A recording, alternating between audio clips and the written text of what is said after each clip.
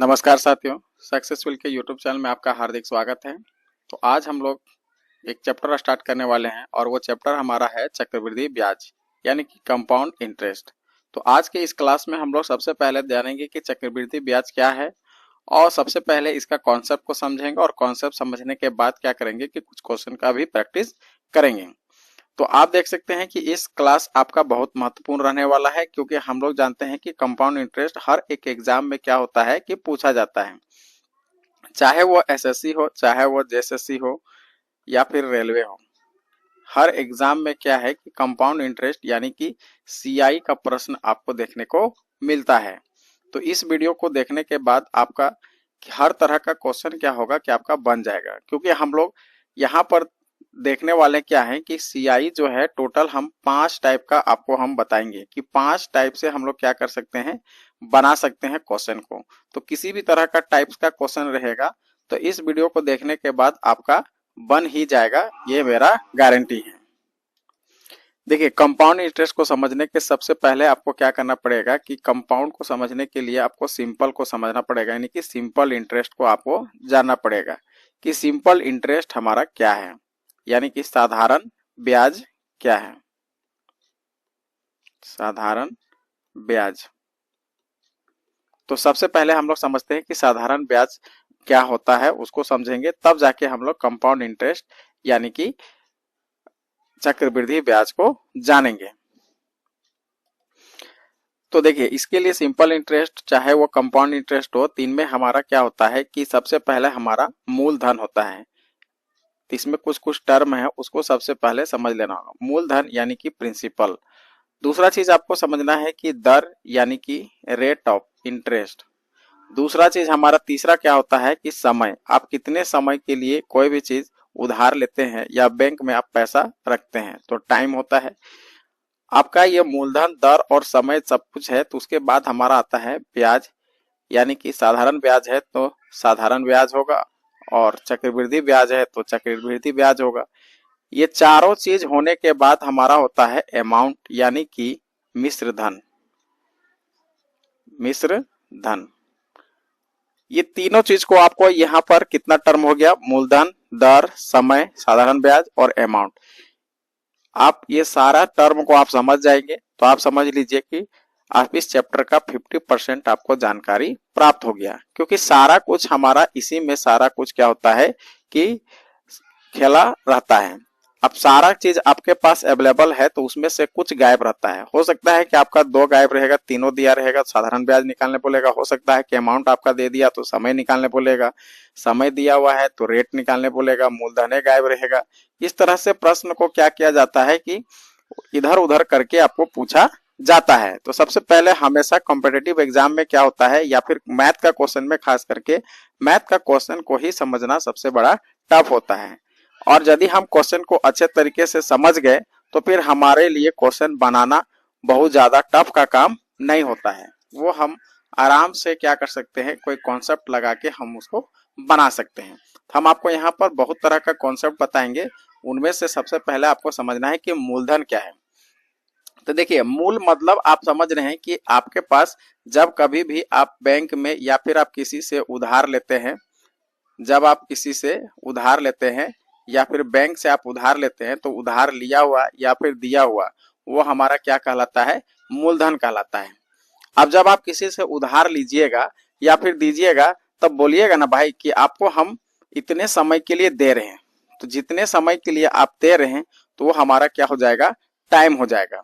अब समय भी आपको पता चल गया तो कहता है कि ठीक है हम आपको देंगे, या बैंक में आप जमा करते हैं या फिर किसी आम व्यक्ति से भी उधार लेते हैं तो वो कहेगा कि ठीक है हम आपको तो दे रहे हैं, लेकिन हम आपको क्या करेंगे कि रेट ऑफ इंटरेस्ट आपको लगाएंगे।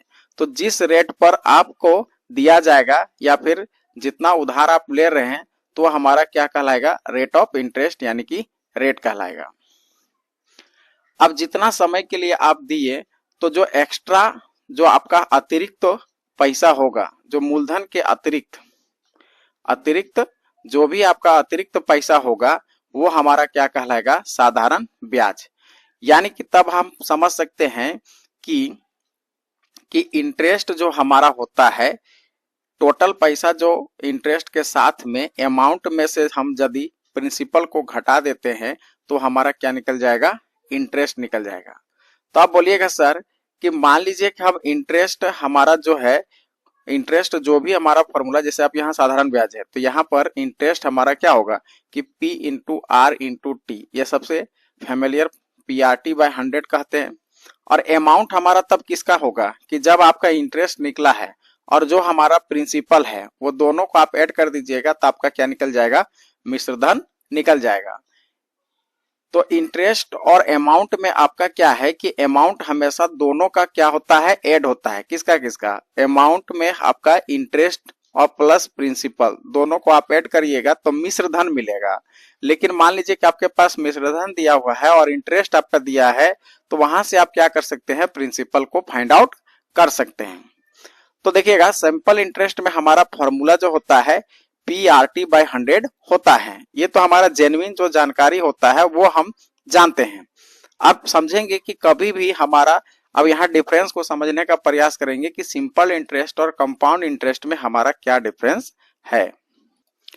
देखिए अब यहाँ हम लोग प्रिंसिपल अमाउंट ये सब समझ गए, तो CI में अब हम लोग बात करते हैं कि आखिरकार CI हमारा क्या है। देखिए मान लीजिए कि आप किसी से उधार लिए या फिर किसी से 100 रुपया किसी को दिए, तो 100 रुपया जो हमारा होगा वो हमारा क्या होगा, मूलधन होगा। अब मान लीजिए कि आपका क्या है कि उस पर हम 10% का हम क्या करते हैं कि रेट ऑफ इंटरेस्ट लगा देते हैं। कितना लगाते हैं, 10%। तो आप 10% इस पर हम ब्याज लगाए तो 10 रुपया हमारा एक्स्ट्रा हुआ। तो 100 रुपया का 10% हमारा कितना होगा, 10 रुपया होगा। अब ये 1 साल बाद आप मान लीजिए कि 1 साल के लिए आप दिए, कितना टाइम आपका कितना था, टाइम मान लीजिए आपके पास कितना का समय दे दिया है, 1 साल, यानी 1 साल। तो 100 रुपया और प्लस में जो 10 रुपया आपका एक्स्ट्रा हुआ तो 1 साल बाद आपका कितना हो जाएगा, 110 रुपया। तो ये कितने साल का हुआ, पहले साल का। अब ऐसा करेंगे कि मान लीजिए कि हम लोग 1 साल और रखते हैं। अब ये मान लीजिए सेकेंड ईयर के लिए हो जाएगा, सेकेंड ईयर है ना। पहले साल के लिए आपका इंटरेस्ट जो हुआ 10 रुपया हुआ। अब दूसरे साल के लिए हमारा कितना इंटरेस्ट होगा उस चीज को समझेंगे। तो अब यहाँ पर 10% के हिसाब से जो हमारा होगा, हमेशा जो CI होता, SI में जो होता है वो हमेशा क्या होता है कि इंटरेस्ट, रेट ऑफ इंटरेस्ट यानी इंटरेस्ट बढ़ता है तो स्टार्टिंग में जो हमारा मूलधन है उसी पर लगता है। तो फिर से 100 रुपया पर 10 रुपया बढ़ जाएगा तो हमारा कितना लगेगा, 10 रुपया लगेगा। तो अब यहां से पहले से हमारा 110 रुपया हो गया था, तो अब टोटल 110 में आपको 10 रुपया फिर से ऐड कर देना है। तो टोटल जो हमारा 2 साल में जो होगा अमाउंट जो मिलेगा वो कितना मिलेगा, 120। अब यहां से पूरा आप यहां चीज को देख सकते हैं। तो पहले हमारा 100 रुपया था, बाद में अब क्या हो गया, 120 रुपया हो गया। तो ये हमारा प्रिंसिपल है और जो टोटल हमारा सब ऐड होके बढ़ा तो ये हमारा अमाउंट है। अभी हम आपको बताएं कि इंटरेस्ट, जो टोटल इंटरेस्ट 2 साल में कितना लगेगा, 2 साल के अंत तक आपका इंटरेस्ट जो लगेगा तो अमाउंट में से आपको प्रिंसिपल को सब्ट्रैक्ट कर देना है। तो यहां से हमारा 120 में से 100 रुपया को हम सब्ट्रैक्ट कर देंगे तो हमारे पास कितना बच जाएगा, 20 रुपया। तो 20 रुपया जो एक्स्ट्रा मनी हुआ वही हमारा क्या कहलाएगा, साधारण ब्याज कहलाएगा। अब इस पूरे माजरा से आपको समझ में आ गया होगा कि इंटरेस्ट यानी कि सिंपल इंटरेस्ट यानी कि साधारण ब्याज हमेशा किस पर लगता है, तो प्रिंसिपल पर रखता है। तो इस चीज को आपको स्टार करके याद रख लेना है कि साधारण ब्याज जो है, साधारण ब्याज हमेशा किस पर लगाया जाता है, हमेशा मूलधन पर लगता है, मूलधन पर लगता है। ठीक है, अब आपको यहाँ पर सिंपल इंटरेस्ट के बारे में आपको समझ में आ गया है कि प्रिंसिपल जो होता है 100 रुपया जो हम लोग यहाँ प्रिंसिपल मान लिए थे, तो प्रिंसिपल यदि हमारा जो भी है, आप चाहे 1 साल के लिए चाहे 2 साल के लिए जो भी आपका रेट ऑफ इंटरेस्ट है तो हमेशा जो है वो किस पर लगेगा, प्रिंसिपल पर लगेगा, यानी कि मूलधन पर लगेगा। अब हम लोग आगे समझते हैं कि कंपाउंड इंटरेस्ट में क्या होता है। अब समझिए कि ये कंपाउंड इंटरेस्ट का क्या खेला है। अब यहाँ पर देखिए कि कंपाउंड इंटरेस्ट को हम लोग हिंदी में क्या बोलते हैं, चक्रवृद्धि ब्याज, चक्रवृद्धि ब्याज। अब यहाँ पर चक्र से आपको समझ में आ गया होगा कि इसमें क्या होता है कि जैसे मान लीजिए कि कोई आदमी 100 रुपया उधार लिया, तो ये 100 रुपया हमारा क्या होगा, स्टार्टिंग प्रिंसिपल हो जाएगा, ठीक है ना। और मान लीजिए कि टाइम हमारा कितने साल के लिए बोला, 2 साल के लिए। जो रेट ऑफ इंटरेस्ट जो हमारा लगेगा वो 10% पर एनम लगेगा, यानी कि वार्षिक लगेगा। पर एनम का मतलब क्या हो गया कि आपका जो है वार्षिक लगेगा, यानी कि साल भर में आपको ब्याज बढ़ेगा। तो 100 रुपया जब आप लगाएं तो पहले साल के लिए हमारा 10% के हिसाब से बढ़ेगा, तो कई रुपया बढ़ेगा भाई, 10 रुपया बढ़ेगा, सिंपल सी बात है। तो 10 रुपया जब बढ़ जाएगा तो हमारा जो ऐड कर देंगे 100 में 10 रुपया, तो हमारा हो जाएगा 110 रुपया। अब जो 110 रुपया होगा वो पहले साल के लिए हमारा क्या हो गया, अमाउंट हो गया, ठीक है। पहले साल के लिए हमारा क्या हो गया, अमाउंट हो गया। लेकिन जैसे ही आप दूसरे साल के लिए जाएंगे तो यहाँ पर आपका क्या होगा कि ये अमाउंट जो है दूसरे साल के लिए अमाउंट है सो वो प्रिंसिपल बन जाएगा। तो मान लीजिए कि प्रिंसिपल 1 है, तो अब ये प्रिंसिपल 2 हो जाएगा। अब जो भी हमारा ब्याज लगेगा ये 110 रुपया पर लगेगा। तब आप सोचिए कि यहाँ पर आपको दो चीज अलग अलग आप देख सकते हैं कि यहाँ पर 100 रुपया है प्लस में आपका 10 रुपया है। तो पहले 100 रुपया का हम 10% के हिसाब से आप लगाएंगे तो ये पहले तो 10 रुपया बढ़ जाएगा, और दूसरा चीज आपका इस 10 रुपये पर भी आपको क्या करना पड़ेगा, रेट ऑफ इंटरेस्ट 10% के हिसाब से लगाना होगा। तो 10%, 10 रुपया का 10% निकालेंगे तो वो कितना निकलेगा, 1 रुपया निकलेगा। अब आप यहाँ देख सकते हैं कि 10 का हम 10% निकालेंगे तो 1 जीरो यहाँ से 1 जीरो यहाँ से कैंसिल कर लेंगे, तो 1 रुपया जो है हमारा और बढ़ जा रहा है, ठीक है।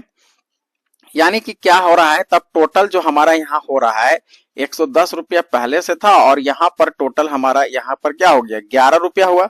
तो टोटल हमारा 121 रुपया हुआ। अब ये क्या हो गया, अमाउंट 2 हो गया। अब ये अमाउंट 2 हो गया तो शुरू से लेके अंत तक आप देखिएगा तो 100 रुपया हमारा वास्तविक प्रिंसिपल था, अब हमारा अमाउंट कितना हो गया, 120 रुपया। तो अब आपको पूछा जाए कि इंटरेस्ट आपका कितना हुआ, तो 121 में से हम 100 रुपया घटा देंगे तो कितना हो जाएगा, 21 रुपया हो जाएगा। अब आप यहां पर देख सकते हैं कि जो उसमें आपका जो निकला था, आप यहां तक देख सकते हैं कि इसको पीछे देखेंगे तो यहाँ 20 रुपया निकला था। 2 साल में आपका कितना निकला था, 20 रुपया, और यहाँ आप देखेंगे तो 21 रुपया निकला। तो आप यहाँ पर सिंपल इंटरेस्ट 2 साल में आपका हो रहा है 20 रुपया, और सेम टू सेम सारा कुछ प्रक्रिया है। लेकिन जब हम यहाँ पर सीआई में जाते हैं तो 21 रुपया हो जाता है। अब दोनों का डिफरेंस देखेंगे तो 1 रुपया का हमारा क्या हो रहा है, डिफरेंस हो रहा है। अब दोनों चीज के बातों को पकड़िए कि दोनों में डिफरेंसेस क्या नजर आ रहा है। तो आप यहाँ पर देखें कि एसआई में जो भी हमारा बढ़ रहा है वो किस पर लग रहा है, प्रिंसिपल पर। लेकिन यहाँ पर आपको देखने को मिला होगा कि सबसे पहले जो हमारा है कि प्रिंसिपल पर पहले वर्ष के लिए हमारा लगा, लेकिन दूसरे साल के लिए क्या होता है कि दूसरे साल के जो हमारा पहले साल का जो अमाउंट बना वही हमारा अगले साल के लिए क्या हो जाता है, प्रिंसिपल बन जाता है। तो साफ शब्दों में कहा जाए कि यानी कि सीआई जो है वो हमेशा किस पर लगता है, पहले साल के लिए तो प्रिंसिपल, लेकिन हर बार आपका जो है वो अमाउंट पर लगेगा। क्या पर लगेगा, अमाउंट पर, ठीक है। सीआई जो है पहले साल फर्स्ट ईयर के लिए आप देखा जाए फर्स्ट ईयर में आपका जो है प्रिंसिपल पर लगेगा। बाकी बात जो भी होगा वो दूसरे साल के लिए निकालेंगे तो आपका अमाउंट पर लगेगा। हर बार आपको हर साल का अमाउंट निकालते जाना होगा, और अगले साल पर जो हमारा अमाउंट बन रहा है वही दूसरे साल के लिए प्रिंसिपल बन जाएगा। तो साफ शब्दों में कहा जाए तो सीआई जो है वो क्या होता है, इंटरेस्ट पर भी इंटरेस्ट देना होता है, ठीक है। तो बैंक हमेशा क्या करता है, यही चक्रवृद्धि ब्याज पर ही हमारा लोन या फिर हम पैसा को बैंक में जमा करते हैं तो वो सारा कुछ हमारा इसी प्रक्रिया से देता है। यहां तक आपको क्लियर हो गया होगा। अब देखिए आपका दोनों आपको समझ में आ गया कि एसआई और सीआई में आपका क्या अंतर है। तो एक बार आप यहाँ पर आप समझ सकते हैं कि एसआई जो है वो हमेशा जो है ये किस पर लगता है, हमेशा प्रिंसिपल पर लगता है, चाहे वो 4 साल हो, चाहे वो किसी भी तरह से हो, कोई भी कितने साल के लिए आप ले रहे हैं तो हमेशा जो है वो प्रिंसिपल पर ही लगेगा, प्रिंसिपल पर लगेगा। ठीक है, पहला चीज। और इसमें आप देखेंगे तो सीआई में हमेशा जो होगा, हमेशा पहले वर्ष के लिए, यानी कि पहले वर्ष प्रिंसिपल पर, प्रिंसिपल पर, बाकी बाकी अमाउंट पर, बाकी अमाउंट पर ब्याज लगता है। ठीक है, अब हमेशा ध्यान रखिएगा कि सबसे ज्यादा पैसा कहां पर बनेगा।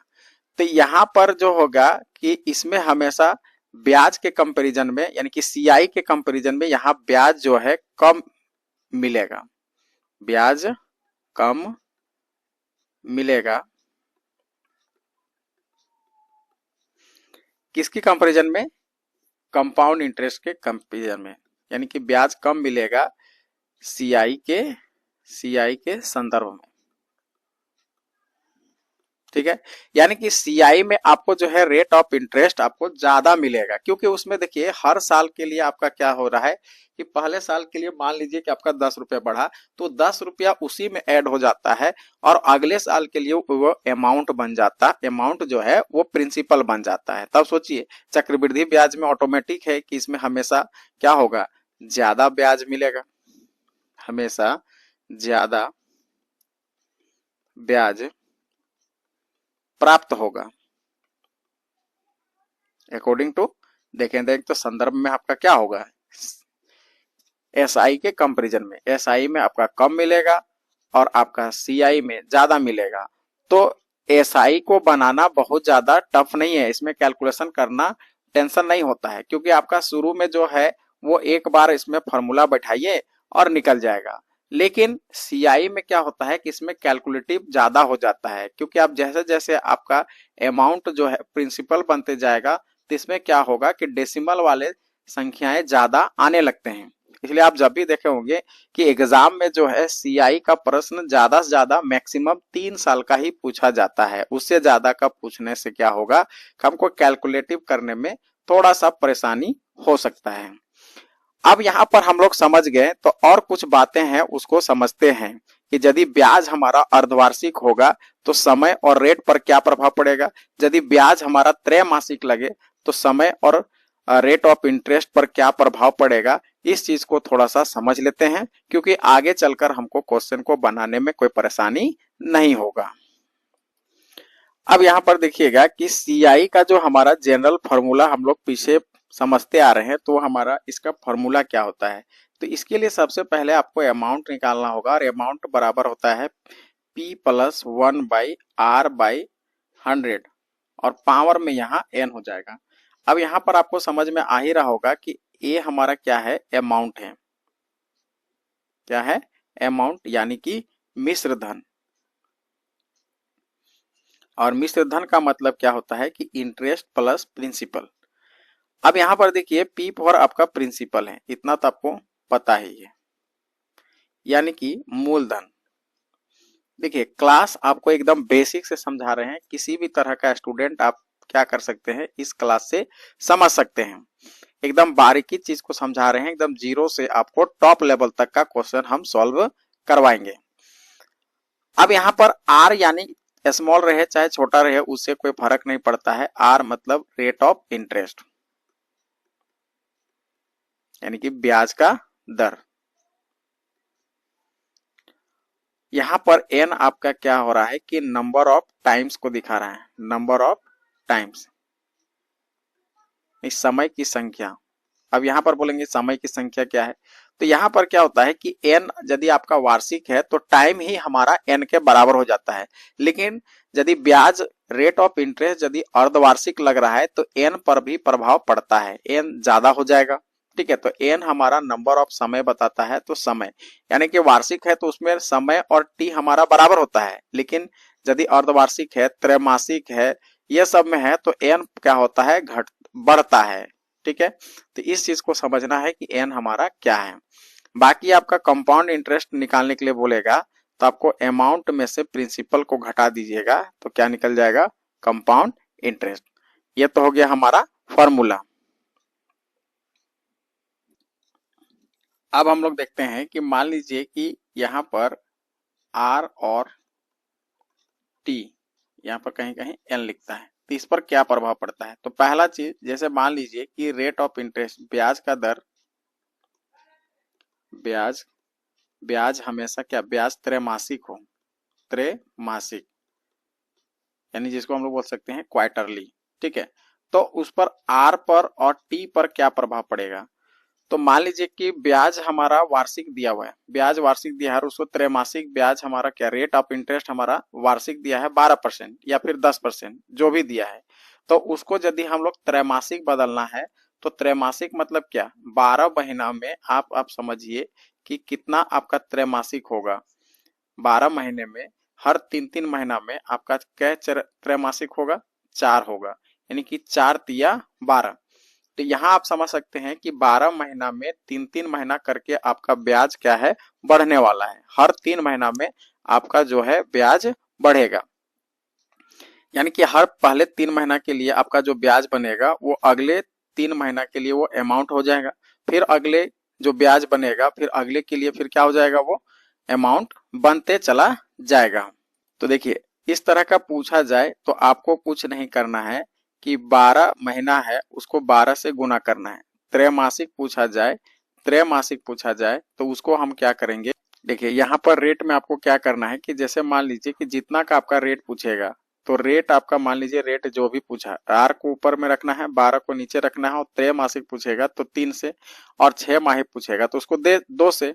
और टाइम में आपको क्या करना है, तो टाइम आपका देखिए आपका जितना साल पूछा है यानी कि 12 महीना है तो साल भर का पूछ रहा है, तो इसमें आपका कई त्रैमासिक हो जाएगा, 4 हो जाएगा। इसी प्रकार आपका 24 महीना पूछा है तो 24 महीना का आपका कितना हो जाएगा, 3 से आप भागा देंगे तो कितना हो जाएगा, 3 से इसको भागा दे दीजिए तो 3 अटी 24 यानी कि 8 हो जाएगा। तो जैसे जैसे आपका बढ़ते जाएगा वैसे वैसे ये बढ़ेगा। तो दूसरा चीज आपको समझना है कि ब्याज आपका अर्धवार्षिक हो, ब्याज अर्धवार्षिक संयोजित होगा तब कैसे होगा, अर्धवार्षिक देखा जाए तो रेट पर हमारा क्या होगा कि रेट 12 करना है और यहाँ पर दो है तो 2 साल में बढ़ेगा। अर्धवार्षिक मतलब क्या, 2, तो इसको 2 से आपको क्या करना है, भागा यानी कि गुना कर देना है। देखिए तो यहाँ हम आपको रेट, यदि आपका ब्याज अर्धवार्षिक हो रहा है तो यानी कि अर्धवार्षिक मतलब क्या, 6-6 महीना में, 6-6 महीना में। तो जैसे आपका इसका रेट हमारा क्या होगा कि जितना रेट दिया है उसको 12 से गुना डिवाइड करिए और फिर 6 से इसको गुना कर दीजिए। ठीक है, तो 6 दूना 12 यानी कि डायरेक्टली आपका समझा जाए कि रेट को आधा कर देना है अर्धवार्षिक में। और टाइम को यदि पूछा जाए तो टाइम आपका देखिए कि टोटल आपका यानी 12 महीना यदि आपका दिया रहेगा तो 12 महीना में कितना कितना होगा, तो 12 को आप 2 से भागा देंगे तो कितना होगा, 6, यानी कि 6-6 महीना में भागा देंगे तो कितना निकलेगा, n हमारा यहाँ पर हो जाएगा यानी कि 2 हो जाएगा। ठीक है, इस चीज को थोड़ा सा ध्यान रखना है। देखिए साफ शब्दों में कहा जाए कि यदि आपका त्रैमासिक पूछा जाए, त्रैमासिक हो तो रेट पर हमेशा क्या करना है, त्रैमासिक पूछा जाए तो R का हमेशा क्या करना है कि 4 से भागा दे देना है, और टाइम को क्या करना है कि यानी n आपको निकालना हो तो टाइम को हमेशा क्या करना है, 4 से गुना कर देना है। ये समझना है पहला चीज। और दूसरा आपका पूछा जाए अर्धवार्षिक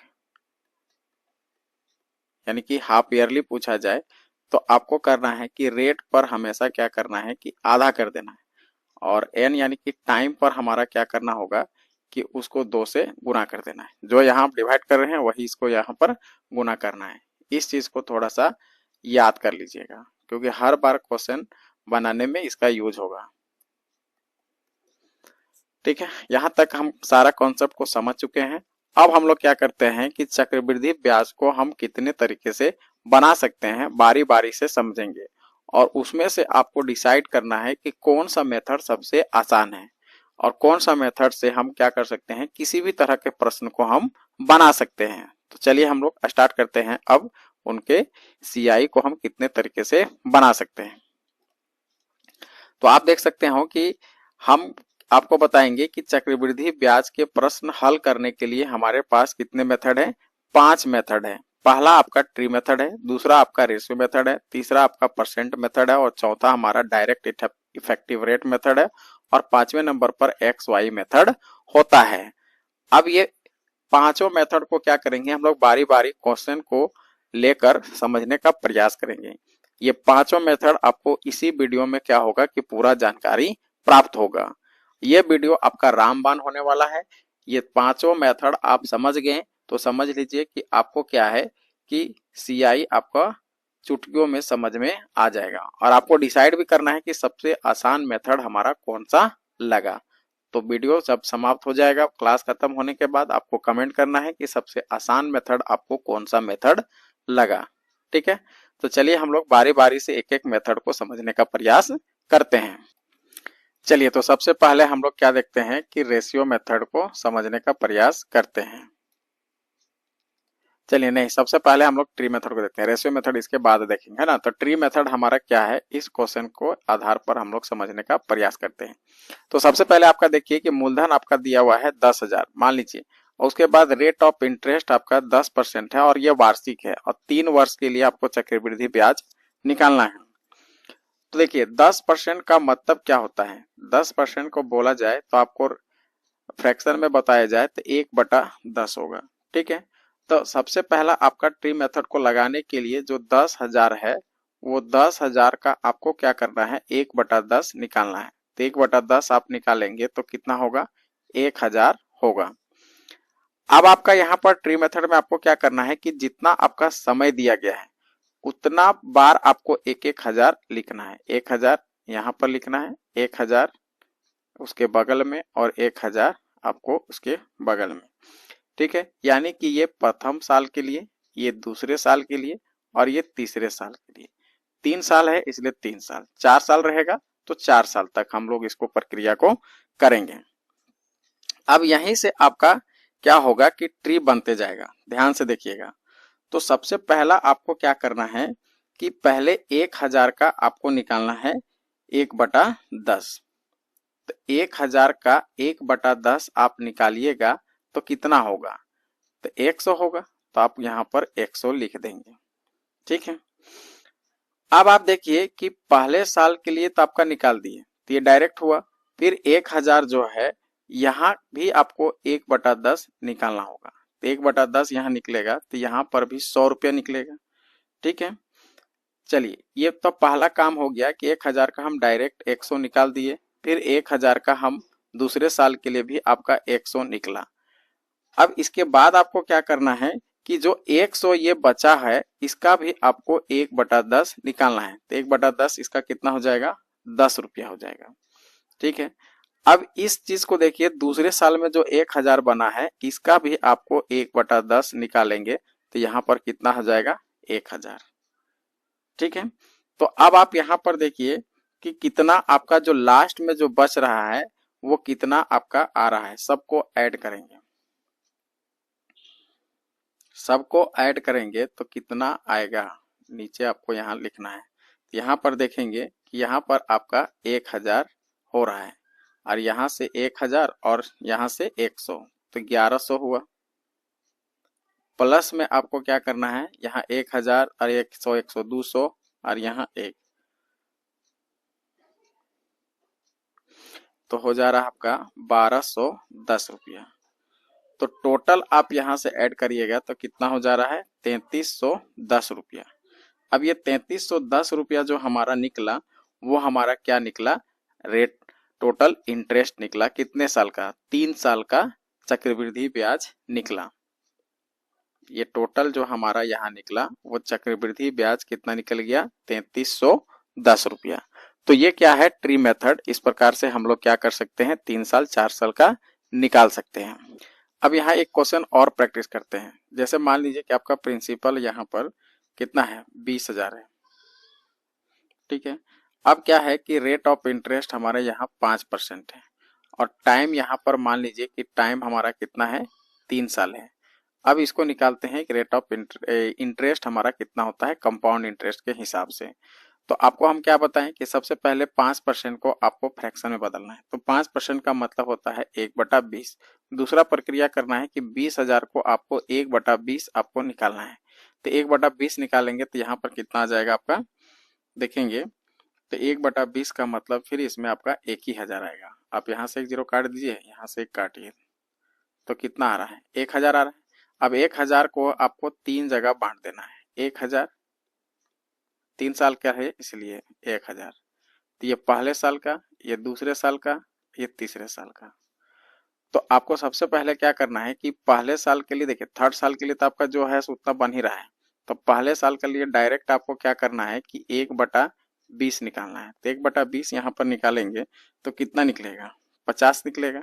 फिर आप यहाँ पर 1/20 निकालेंगे तो इसका कितना निकलेगा, 50 निकलेगा।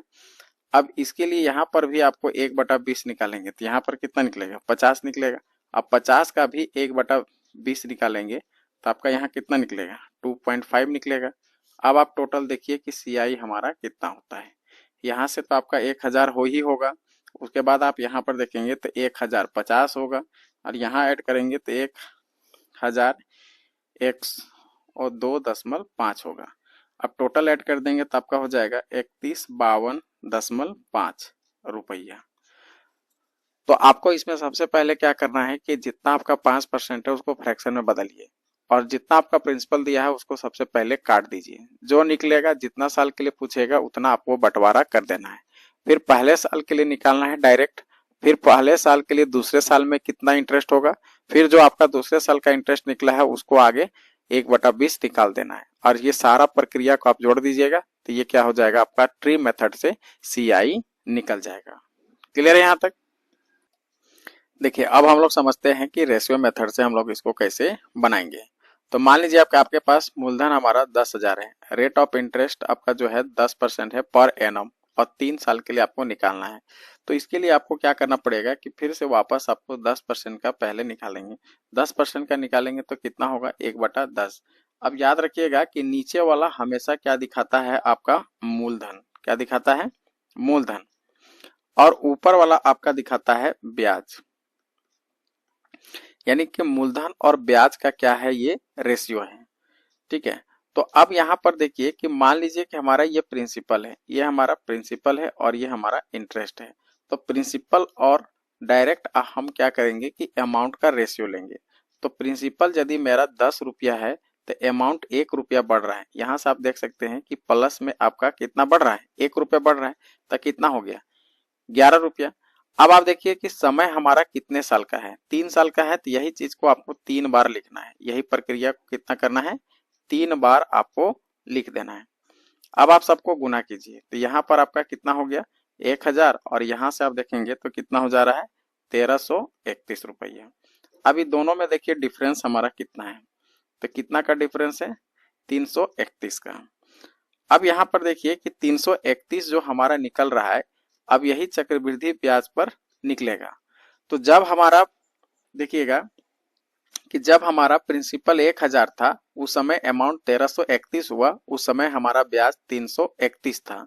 तो जब चक्रवृद्धि ब्याज हमारा 10,000 है तो 10,000 में 1,000 से आपको क्या करना है, डिवाइड कर देना है और ये जो 331 है उसको मल्टीप्लाई कर देना है।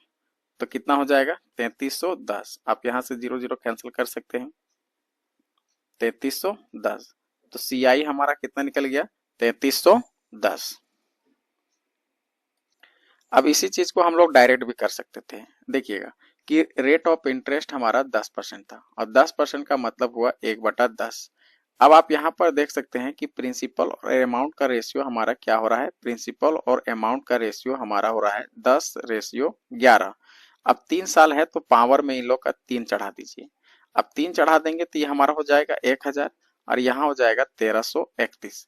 अब 20 का डिफरेंस हमारा 1331 हो रहा था। अब जब हमारा 1000 था, सोचिए 1000 जब था उस समय हमारा ब्याज कितना था, 331 था। तो जब एक रहेगा तो 331/1000 होगा कि नहीं होगा। ठीक है, अब हमारा जब ब्याज प्रिंसिपल हमारा 10,000 हुआ तो 331 तो हमारा रहेगा ही और 1000 नीचे रहेगा। फिर ये हमारा 10,000 के लिए आपको निकालना है। तो फिर आप इसको काट दीजिएगा, 3 जीरो यहाँ से 3 जीरो यहाँ से, तो कितना होगा 3310 होगा। अब चाहे आप ऐसे बनाइए चाहे आपको अभी पहले बनाए वैसे बनाइए, दोनों में आपका आंसर क्या होगा, एक ही आएगा। इस चीज को याद रखिएगा। और हमको जहां तक लगता है कि सबसे आसान मेथड जो है यही रेशियो मेथड है। अब हम यहाँ पर एक रेशियो मेथड का एक चार्ट बना देते हैं कि प्रिंसिपल और अमाउंट के बीच में हमेशा 2 साल का रहेगा, 3 साल का रहेगा और 4 साल का रहेगा, तो हम कैसे उसको डायरेक्टली रेशियो में यूज कर सकते हैं। अब देखिए यहाँ पर आपको एक डाटा हम आपको शॉर्ट में बता रहे हैं कि सीआई है ना, जब भी आपको सीआई पूछा जाए और सीआई का रेशियो आपका 2 साल का हो, यदि 2 साल का हो तो हमेशा उसका रेशियो 2:1 होगा। और 3 साल का होगा तो उसका रेशियो कैसे होगा, देखिए पहला हमारा 2 और 1 जोड़ दो तो कितना हो जाएगा 3, तो पहला 3 होगा। अब आप देखिए फिर आपका जोड़िए तो पहला 3 वर्ष के लिए तो 3 तो होगा ही, और 2 में आके जोड़ दीजिए तो 3 हो जाएगा, फिर हमारा 3 3 1 होगा। फिर 4 साल का रहेगा यदि तो हमारा कैसे बढ़ेगा, तो पहले 4 तो होगा, ठीक है, 4 में फिर 2 जोड़ देंगे 6 साल 6 हो जाएगा, उसके बाद फिर 4 और फिर 1। तो ये क्या होगा, 4 साल का 3 साल का और 2 साल का हमारा क्या है रेशियो आपका रहेगा। इस चीज को आपको सीआई का रेशियो याद रखना है कि 2 साल का रहेगा तो 2:1 और 3 साल का रहेगा तो 3 फिर 1, फिर 4 साल का रहेगा तो आपको पहले 4 रखना है, फिर 4 में 2 जोड़ देना है 6 हो जाएगा, फिर 6 में से 2 जोड़ देना है, 6 में से फिर आपको क्या करना है, फिर 4 घटा देना है तो फिर 4 हो जाएगा, यानी कि 4 6 4 1 आपको याद रखना है। ठीक है, तो आप इसको याद भी करने की जरूरत नहीं, फिर से एक बार समझ लीजिए, है ना, क्योंकि ये कॉन्सेप्चुअल चीज है और आपको कॉन्सेप्ट आपको समझना होगा, तभी जाके आप क्या कर सकते हैं, क्वेश्चन को आसानी वे में बना सकते हैं। तो फिर से आप समझिए कि 2 साल का जब भी पूछेगा तो 2:1 होगा, 3 साल का पूछेगा तो पहला 3 साल तो होगा ही होगा।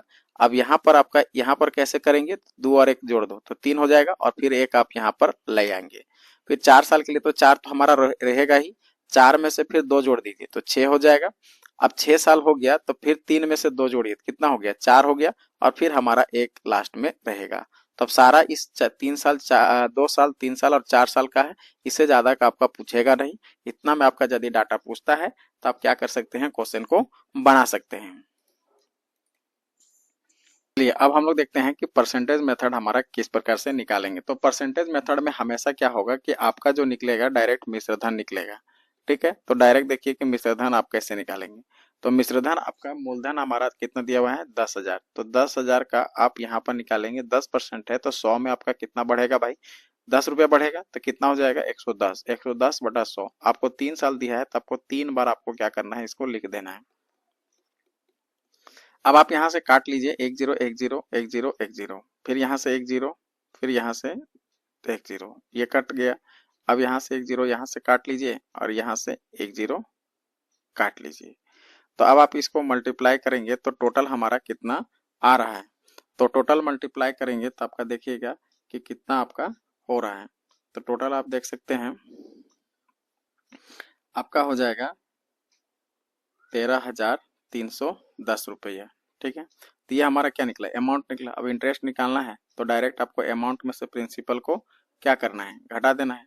तो प्रिंसिपल को घटा दीजिएगा तो 13,310 में 10,000 को हटा दीजिए तो कितना बच जाएगा, 3,310 रुपया बच जाएगा।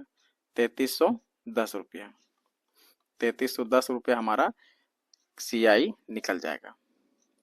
अब अगला देखिएगा डायरेक्ट इफेक्टिव रेट मेथड हमारा होता है। तो इसमें हमारा क्या करना पड़ता है कि आपका जो है कि रेट कुछ कुछ रेट का आपको याद कर लेना है। जैसे आपका अधिकतर देखेंगे कि 10% का पूछता है, तो 10% का आप देखेंगे कि पहले साल का साधारण ब्याज पूछा जाए तो आपका 10% ही होगा, चक्रवृद्धि ब्याज भी आपका 10% होगा।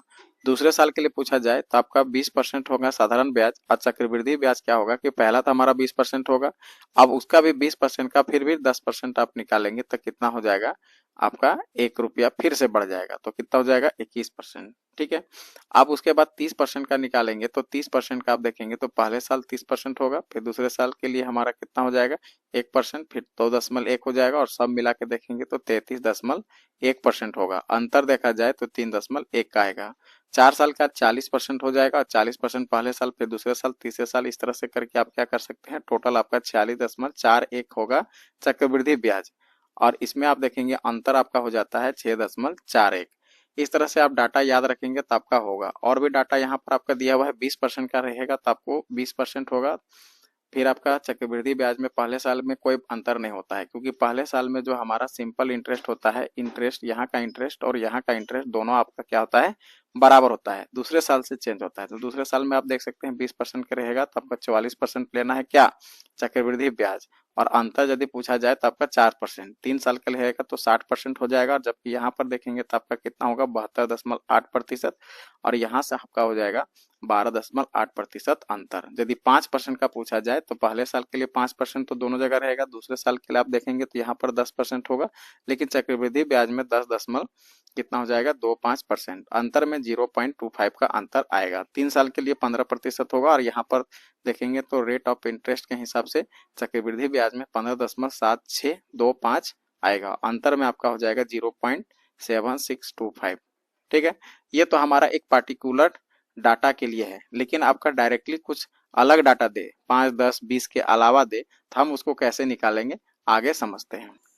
देखिए, जैसे मान लीजिए कि आपको डायरेक्ट निकालने के लिए बोलेगा कि 2 साल के लिए कितना, सेकेंड ईयर के लिए 2 साल के लिए आपका का डायरेक्ट CI परसेंट निकालने के लिए बोले जाए तो इसके लिए आपको ट्रिक याद रखना है। तो ये ट्रिक क्या है, तो ये ट्रिक आपको हम लिखा रहे हैं कि 2R प्लस R²/100। अब इसका यूज कैसे करेंगे, देखिए मान लीजिए कि आपका पूछा जाए कि रेट आपका 6% है और आपको 2 साल के लिए टाइम आपका दिया हुआ है, तो कैसे निकालिएगा। तो सिंपल सी बात है, सबसे पहले 2 रखेंगे, मल्टीप्लाई देके 6% पढ़ेंगे। ठीक है, प्लस में आपको क्या करना है, फिर 6 का स्क्वायर कर देना है, और बटा में आपको 100 कर देना है। दैट मीन्स हमारा 6 दूना 12 हो जाएगा, 6 छक 36 बटा 100 हो जाएगा। अब ये हो जाएगा 12.36%। अब यहाँ पर 100 से इसको भागा देंगे तो कितना आएगा 0.36 आएगा। अब इसको ऐड कर देंगे तो 12.36 हो जाएगा। तो इस तरह से आप क्या कर सकते हैं, इस ट्रिक का यूज करके आप डायरेक्ट निकाल सकते हैं। इस चीज को आपको ध्यान में रखना है। देखिए, अब 3 साल के लिए पूछा जाए, कितना साल के लिए, 3 साल का CI परसेंट पूछा जाए, तो आप इसका ट्रिक कैसे लिखेंगे। तो इसका ट्रिक को आप यहाँ पहले लिखिए और देखिए उसका यूज कैसे करेंगे। तो ट्रिक आपका इस प्रकार से लिखना है, 3R, फिर यहाँ पर पॉइंट होगा, फिर 3R का स्क्वायर, फिर हमारा क्या होगा ऑब्लिक R³। लेकिन ध्यान रखना है कि यहाँ पर आपको 2 डिजिट रखना है, यहाँ पर आपको 2 डिजिट रखना है। इस तरह से अब आप देखिएगा इसका यूज कैसे करेंगे उस चीज को। जैसे मान लीजिए कि आपके पास रेट हमारा कितना पूछ दिया जाए 6%, और ये क्या पूछ रहा है 3 साल के लिए, तो फॉर्मूला में बैठाइए। तो 3 गुने पहले आपको R की जगह में 6 बैठाना, फिर आप यहाँ पर डेसिमल है तो डेसिमल बैठाएंगे, 3 गुने फिर 6 का आपको क्या करना है स्क्वायर करना है, ऑब्लिक आपके पास है 6 का क्यूब करना है। सबसे पहले आप इसका करिए, तो यहाँ पर हो जाएगा 6 तिया 18 दशमल। अब इसको 6 छक 36, 36 को 3 से गुना करेंगे तो कितना होगा 108, फिर ऑब्लिक में आप इसको करेंगे तो 216 होगा। ठीक है, अब यहाँ पर देखिए 2 यहाँ पर डैश दिया हुआ है तो 2 को रखना है, बाकी इसमें क्या करना है इसके जगह में ट्रांसफर करना है। ठीक है, तब आप इसको ट्रांसफर करिएगा तो 108 जो है अब वो कितना बन जाएगा 110 बन जाएगा। आप एक बार और लिख लीजिए, 18.110 और यहाँ पर आपका 16 है। इसको बड़ा में खींचिए। अब यहाँ पर क्या बोला कि यहाँ पर भी आपको 2 डिजिट को रखना है, ये डिजिट और ये डिजिट को रखिए, बाकी को आप यहाँ पर ट्रांसफर कर दीजिए। तो ये फिर कितना हो गया 19 दशमलव यहाँ पर 10 और यहाँ पर आपका कितना था 16। अब सबको एक साथ लिखिए 19.10 फिर हमारा हो जाएगा 16%। अब आप इसको एवरेज में भी लिख सकते हैं क्योंकि आपका डेसिमल के बाद हमेशा 2 या फिर 3 डिजिट को रखना है। 2 डिजिट में भी आप आगे कर सकते हैं। इसको एवरेज में रखा जाए तो 19.10 भी किया जा सकता है, लेकिन आप इस डाटा का भी प्रयोग करके बना सकते हैं। क्लियर है? तो इस प्रकार से आपका 2 साल का 3 साल के निकालने का तरीका आपको हम समझा दिए। अब देखिए यहाँ पर एक्स वाई मेथड से हम लोग कैसे बनाएंगे। तो एक्स वाई मेथड भी बहुत आसान है। जैसे एक्स वाई मेथड में आपका प्रिंसिपल हमारा कितना दिया हुआ है 10,000 दिया हुआ है। रेट ऑफ इंटरेस्ट देखेंगे तो पहले साल के लिए 11 साल दिया है और दूसरे पहले साल के लिए 11% और दूसरे साल के लिए फिर हमारा 12% है। तो ये मेथड आपका तब काम देगा जबकि अलग अलग साल के लिए अलग अलग परसेंट दिया जा रहा है। जैसे मान लीजिए कोई व्यक्ति ऐसा है कि बोला ठीक है हम आपको उधार तो देंगे लेकिन पहले साल के लिए हम 11% लगाएंगे, जैसे ही दूसरे साल होगा 12% लगा देंगे, तीसरे साल होगा तो 13% लगा देंगे।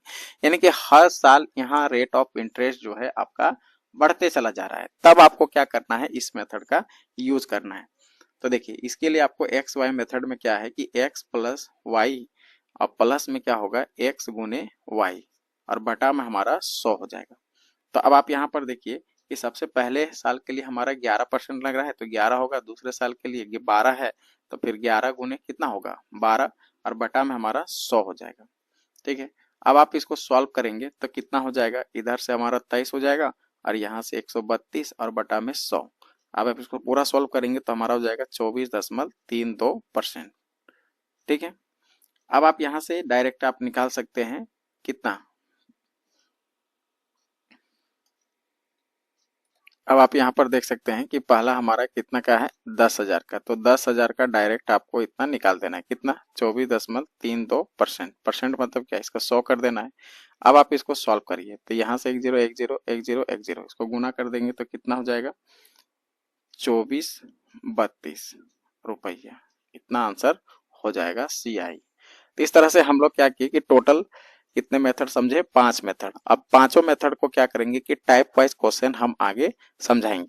ठीक है, अब इसके आगे हम एक और आपको बताते हैं कि ये एक डाटा को आप याद रख लीजिएगा। ये डाटा को आप देख सकते हैं कि 1 साल 2 साल 3 साल और 4 साल का दिया हुआ है रेट ऑफ इंटरेस्ट के अनुसार। तो इस डाटा को आप यदि याद कर लेते हैं तो क्या होगा कि क्वेश्चन बनाने में आपको बहुत आसानी हो जाएगा। ठीक है, तो आज के लिए हम लोग यहीं पर वीडियो को समाप्त करते हैं, क्लास को समाप्त करते हैं। अगले बार हम लोग फिर से क्या करेंगे कि टाइप वाइज क्वेश्चन को समझने का प्रयास करेंगे और आप कमेंट जरूर करेंगे कि आपको सबसे आसान मेथड कौन सा लगा। आपको एक जरूरी सूचना देना चाहेंगे कि यदि आपने अभी तक इस चैनल को सब्सक्राइब नहीं किया है तो सबसे पहले जाइए और चैनल को सब्सक्राइब कर लीजिए और बगल में आपका बेल घंटी आइकन होगा, उसको आप क्या करिए प्रेस कर दीजिए, जिससे क्या होगा कि आपको जब भी हम इस चैनल पर वीडियो अपलोड करेंगे तो आपके पास नोटिफिकेशन पहुंच जाएगा। धन्यवाद।